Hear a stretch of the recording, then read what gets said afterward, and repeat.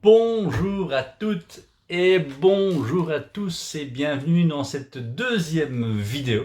Alors pour ceux qui ont vu la première version, je m'étais un peu lâché sur 40 minutes où je vous proposais mon avis sur les réactions et les options que nous avions durant ce confinement. Après un mois confiné, j'avais besoin de m'exprimer, mais je me suis rendu compte que je l'avais fait en version un petit peu monotone. Et donc je vais refaire les 5 étapes avec un peu plus de détails selon mon expertise d'expert en santé, spécialement sur l'activité physique, la nutrition et la relaxation. Ce qui me passionne, c'est de mettre tout ça dans un même moule, de le secouer et d'en faire quelque chose de pratique au jour le jour, et pas simplement pour la performance ou pour les plages de l'été, certainement pas, puisque cette année-ci, elles ne seront pas accessibles.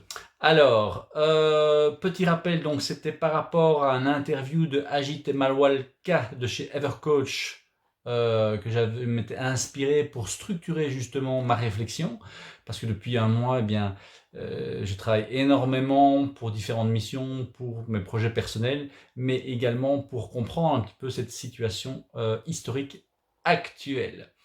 Et donc, première chose, je vais essayer de rester souriant. Deuxième élément, je vais revenir sur aujourd'hui la première étape qui était la prise de conscience. Donc Agit propose effectivement de prendre simplement conscience de la situation. Et je vous avais parlé dans la première vidéo qu'effectivement, personnellement, j'avais été effectivement surpris, je pense comme chacun, de l'évolution assez rapide de la situation dans le monde, en Europe, par l'Italie et puis chez nous, et que je m'étais assez facilement adapté. Maintenant, c'est vrai que certains jours, et je le vis encore parfois, je sens effectivement la tension globale.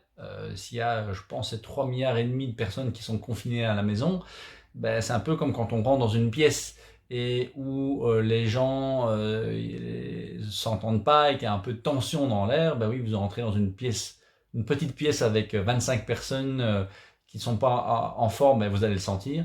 Vous êtes sur un continent où la plupart des gens sont confinés et stress pour l'avenir. C'est normal que certains jours on puisse sentir ça de manière un peu incohérente. Et donc c'est important de prendre conscience de ces éléments-là et de pouvoir éventuellement chaque jour de faire un petit check-in, un petit check-up, pardon, de nos sensations, de cette prise de conscience personnelle. Parce qu'il y a deux choses à mon sens, c'est de prendre conscience de la situation actuelle qui est énorme, qui n'est pas vécue de la même manière pour tout le monde. On parle du corps médical, mais j'ai beaucoup d'amis qui se trouvent dans le domaine de l'ORECA, et effectivement c'est une période très difficile, ils sont vraiment pas soutenus dans leur situation. Et puis il y a ceux qui sont confinés et qui ne peuvent pas travailler, et puis moi j'ai de la chance par les choix que j'ai faits ces dernières années de pouvoir consolider, de pouvoir avoir aujourd'hui un moyen de travailler, et j'ai dû travailler 7 jours sur 7. Mais effectivement, ça n'est pas le cas de tout le monde, et donc j'ai envie de partager certains éléments par mon expertise, par mon expérience d'expert santé, avec ceux qui en ont besoin. Donc rappelez-vous, la première étape, c'était prise de conscience. La deuxième étape, c'était d'accepter la situation. La troisième étape, je l'avais changé en faire son choix, ses propres choix. Quatrième étape, c'était de comprendre là où on peut avoir une influence sur sa santé, et on n'en a pas suffisamment parlé jusqu'à présent, à part les mesures d'hygiène et le masque. Il y a plein de choses qu'on peut faire pour renforcer son système immunitaire et prendre contrôle de certains éléments. Et enfin, le fait de rester connecté avec des gens positifs ou avec une communauté. On revient sur la prise de conscience. Si elle ne se fait pas, si vous n'arrivez pas justement à sonder un peu la manière dont vous réagissez, petite anecdote, les premiers jours, je pensais avoir réagi de manière tout à fait relaxe, mais la première semaine, je me suis rendu compte que j'avais des tensions énormes au niveau de la mâchoire, jusqu'à avoir des courbatures au niveau de la mâchoire, et mon épouse m'a confirmé qu'effectivement, je grinçais énormément des dents. Ça veut dire qu'inconsciemment, il y avait quand même une part de stress que j'ai réussi à canaliser. On y reviendra lors de la compréhension de la troisième étape, par rapport à mes activités sportives que je pratique depuis 3 semaines, et je reviendrai également sur cette expérience. Mais Aujourd'hui, c'est surtout cette prise de conscience. J'ai envie d'être impoli, mais je ne le ferai pas. Guillaume l'a montré, je vous mettrai sa vidéo en commentaire en dessous. Chris Kresser, qui est un médecin fonctionnel, je vais essayer de retrouver son email, ou en tout cas son texte, et voilà, quelqu'un qui est un expert mondial en médecine fonctionnelle et qui vous parle effectivement de ces éléments, ça peut toucher tout le monde, et c'est vraiment important de prendre conscience, encore une fois, de ce qui se passe à l'extérieur, que chacun le vit différemment, mais ce qu'on peut contrôler, c'est notre réaction personnelle, prise de conscience de comment on réagit. Donc là, on est à 1 mois de confinement, et donc je vous invite à voir un petit peu, tiens, mais au niveau de vos habitudes alimentaires, est-ce que ça a changé à vos habitudes de sommeil? Est-ce que probablement la première semaine, on la prend un peu à la légère, et puis on passe un peu plus de temps à regarder la télé, Netflix, etc. Et puis ça traîne, là on est reparti pour 15 jours de plus, donc c'est probablement le moment de dire ok, après 1 mois, comment personnellement j'ai réagi face à cette situation, comment j'ai adapté mon quotidien et comment je peux pour les prochaines semaines me préparer à ça.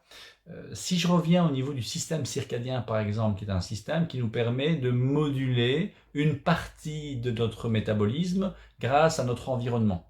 Et donc un élément essentiel, c'est la lumière par exemple. Le matin quand vous vous levez, la meilleure chose à faire, ce serait de passer 15 à 20 minutes au soleil.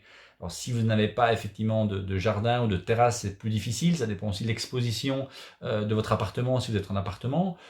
C'est pas toujours possible, mais curieusement, depuis quelques semaines, il fait quand même super beau. Et personnellement, tous les matins, pour réentraîner ce système circadien, je passe un quart d'heure, 20 minutes dehors et je fais mon réveil musculaire, ma mise en route. C'est vraiment important. Le matin, le lever du soleil, c'est passionnant à découvrir, mais riche en lumière bleue et ça stimule vos hormones de stress, vos hormones de réveil pour vous permettre de démarrer dans la journée. Alors que le soir, la lumière du soir, la lumière d'une bougie, la lumière du feu ouvert, eh bien c'est plutôt pauvre en lumière bleue, ça va plutôt nous apaiser. Donc il faut absolument pouvoir, durant ces différentes semaines, de pouvoir réguler. On a le temps aujourd'hui de faire ces tests-là. On ne doit pas se mettre la pression, je l'avais dit dans ma première vidéo, ce n'est pas le moment de révolutionner totalement nos habitudes, mais les éléments sur lesquels vous êtes toujours dit, tiens, mais je devrais faire ça, je devrais faire ça, je devrais faire ça, eh bien là, on a l'occasion de le faire. J'ai longtemps entendu des experts parler justement de la santé des mitochondries, ces petites cellules qui servent de batterie pour toutes ces petites organites dans nos cellules qui servent de batterie. Eh bien, c'est un domaine de la nutrition, de la science qui est en pleine évolution parce qu'on commence à comprendre l'importance et comment nourrir ces mitochondries. Eh bien, ces mitochondries sont très sensibles à la lumière du soleil. Donc, il faut idéalement passer du temps, au minimum 20 minutes le matin, au soleil. Vous pouvez prendre votre café, vous pouvez faire un peu de stretching, faire un peu de réveil musculaire, du tai chi, du yoga. Au soleil, c'est extraordinaire. Et le soir, justement, diminuer cette exposition aux lumières bleues, donc normalement 2 heures avant d'aller dormir, arrêter d'être stimulé par les écrans et plutôt profiter du soir pour refaire un peu de stretching, un peu de relaxation, éventuellement écrire, lire et pas être devant ces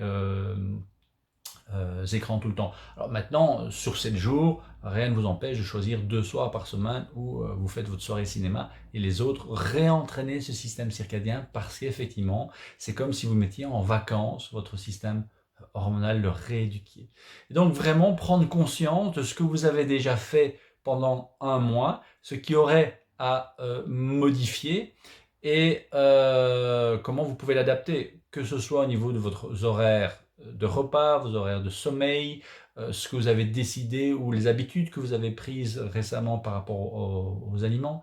Très important également, comme le soleil, de pouvoir manger à des heures fixes pour pouvoir avoir un rythme au niveau de votre système hormonal. Ça ne coûte rien et c'est extraordinaire au niveau de la santé. Regardez un peu comment la Terre a réagi après 1 mois de confinement, ou même pas après 2 semaines de confinement. La couche d'ozone a commencé à être en meilleur état, la pollution a diminué. Donc le corps, la nature, quand on leur donne les bons outils, ils réagissent assez bien. Évidemment, ça va dépendre d'un tas de paramètres. personnelles, hein, de la fatigue personnelle, des dérèglements personnels, mais chacun peut bénéficier de plus de lumière naturelle le matin, moins de lumière artificielle le soir, de manger à des heures fixes et de consommer suffisamment d'eau et d'éviter tout ce qui est justement calories pleines, calories vides. J'espère que j'étais assez souriant pour cette mise en bouche de cette première étape de prise de conscience de la situation générale. On le voit, un petit virus, petit à petit, s'est propagé et de personne en personne, à petite échelle, a confiné 3,5 milliards de personnes. Même chose dans votre organisme, dans votre quotidien. Vous pouvez faire des petites choses qui, petit à petit, fera une révolution dans votre santé, dans votre bien-être. Voilà. Donc, j'avais parlé effectivement de Agit, j'avais mis les références, de Michael Gelb. Si vous avez envie de lire effectivement un super bouquin, c'est Penser comme Léonard de Vinci. Il y a de très très bonnes mises en situation, de très bonnes questions justement sur les différentes comportements que Léonard de Vinci avait pour se challenger. Donc là, c'est l'occasion, on peut changer certaines choses et voir un peu comment on réagit et en apprendre un peu plus sur soi-même. Alors, je terminerai, ben non, parce que je vous en ai déjà parlé, mais j'allais dire, je voulais terminer par les habitudes que moi j'ai mis en tant que coach en confinement. Eh bien, je vous ai dit, hein, c'est passer 20 minutes le matin au soleil. Alors, j'arrive pas à le faire 7 jours sur 7 parce que parfois, je suis un peu pris par le temps par rapport à certaines missions que je dois remplir dès le matin. Mais je dirais 5 jours sur 7, j'y arrive. Le soir, effectivement, c'est plutôt 5 jours sur 7 où je n'ai pas d'écran trop tard le soir. Alors, c'est mon métier, je suis dedans, donc c'est plus facile pour moi de la mettre en application. Si vous pouvez faire 2 jours par semaine et progresser, ben pourquoi pas. En tout cas, j'espère que vous vous portez bien. Vous aurez encore d'autres vidéos qui vont aller un peu plus en détail dans les différentes étapes que je vous ai proposées dans cette première vidéo. Si vous ne l'avez pas vue, n'hésitez pas à aller voir sur mon profil. Et voilà, je pense que c'est à peu près tout. Je vous mettrai également, j'espère, la référence avec Chris Kresser. Alors, je vous souhaite à très bientôt. Ciao, ciao.